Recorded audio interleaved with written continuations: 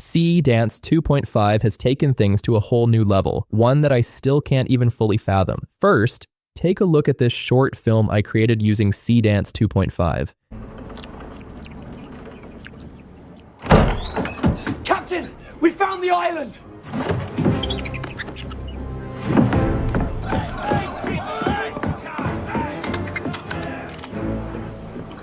There she is, you little trouble. Enemy ship incoming! Right ahead!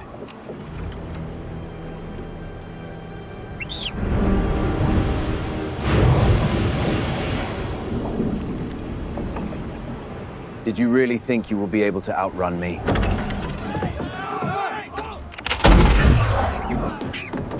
Get the cannons ready!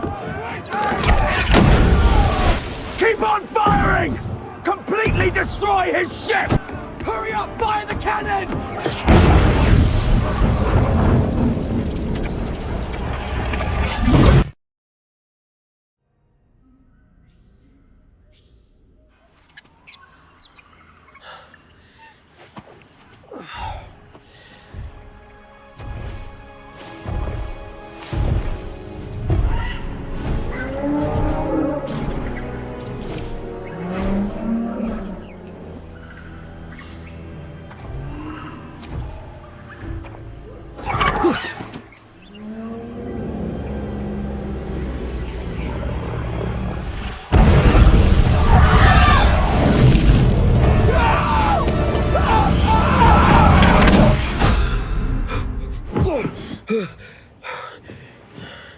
What's wrong, baby? Another bad dream? Yes. It's okay. Go back to sleep.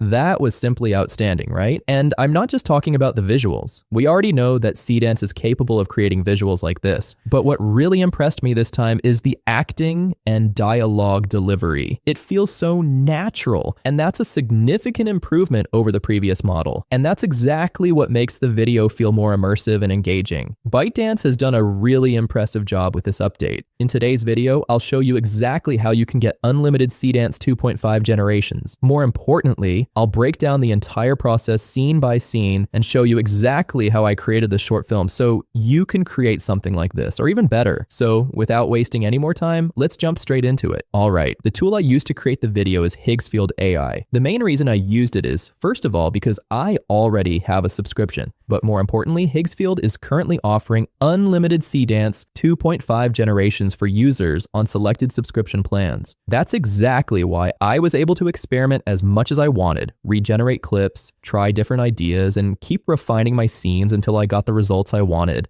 And honestly, having unlimited generations makes a huge difference. You can experiment without constantly worrying about credits, which allows you to take your creativity much further. And I'm absolutely loving it. To get started, simply click on the link in the description and sign up using your email address. Once you've signed up, you'll see an interface like this. Now, I created my video in 3 parts. The first part is the pirate and ship sequence. The second part is the dinosaur world sequence. And the final part is where he wakes up from the dream. So let me show you exactly how I created each part. I used Cinema Studio for the visuals. So let's go ahead and open Cinema Studio and access my project. Here are all the generations for the project. And if you guys want the link to this entire project, let me know in the comments. I'll share the complete project with you and add the link in the description or pin it in the comments. Okay, now the first thing I did for the first scene was create all the necessary assets. That includes my main character, the ship's crew, and my pet monkey. So let me show you exactly what I did. To create the ship image, I used GPT Image 2. You can use whichever image model you prefer. I gave it a very simple prompt like this. As you can see, it's just a 1-line prompt, nothing complicated. For the aspect ratio, I went with 21:9 because that's the aspect ratio I'm using for the final video.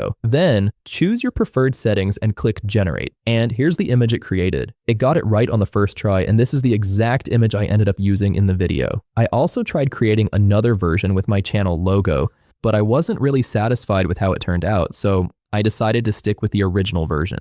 Next, let's create my character sheet. For this, I uploaded my character image and gave it a simple prompt, asking it to create a character sheet. Again, it's a very straightforward one-line prompt explaining exactly what I wanted. I generated 2 images, and this is the one I decided to use. Next, we need our pet monkey. Again, I followed the same process. I gave it a simple prompt like this, and here's the image it generated. Everything looked good, except I didn't like the sword. So I did a quick edit. I uploaded the image and simply asked it to remove the sword. And here's the edited version. This is the one I used for the final video. Finally, we need to create the ship's crew. And there's a reason I created a dedicated crew image. If you don't provide specific crew members as references, the model might generate the same face for multiple crew members, which can look pretty strange. So I created a dedicated crew reference like this. Here's the prompt I used, and this is the image it generated. I was really happy with the result, so I decided to go with it. And that's it. All the assets we need for our first scene are ready. Now it's time to turn these assets into a video. Now to create the video, let's switch over to the video section. First, I uploaded all the assets I created earlier, which is my ship, monkey crew, and main character. Next comes the most important part, the prompt. As you can see, I'm using an extremely detailed JSON prompt. And just like with Seedance 2, if you want great results without wasting credits on endless regenerations, you need to make sure your prompts are detailed and precise. So let me show you exactly how I create mine. For this, I use Vicina AI. I don't just use it for this particular video, I use this workflow for every video I create. And honestly, it works like magic. You can open Vicina AI by clicking the link in the description, then go to Prompt Lab. Then, in the character section, add your main character image. I've added my character here. Then, under Scene Reference, add all your other references. Next, go to the output settings and make sure Detailed is selected. If you want multiple cutscenes in your video, you can enable the cutscenes option and specify how many you want. For this scene, I went with 5 cutscenes. Now comes the easiest part. In the description box, simply explain what you want to happen in the scene. As you can see, I described the entire sequence in very simple terms, almost like a complete amateur. You don't need to worry about camera movements, cinematography, or technical details. Just explain your idea.